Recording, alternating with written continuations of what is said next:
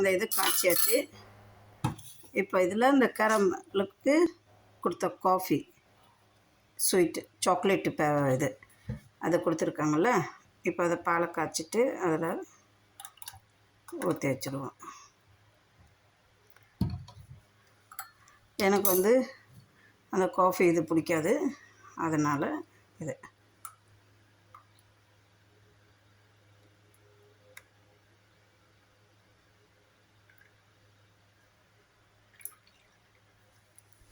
எப்படி இருக்குது பாருங்க, சூப்பராக இருக்கும். ஒரு பேக்கெட்டுக்கு நான் 3 பண்ணுவேன். ஏன்னா சரிங்களா,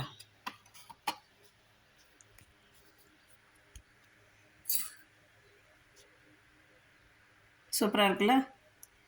நோம்பு திறக்க சூப்பர் சாஃப்டாக லையனாக இருக்கும்.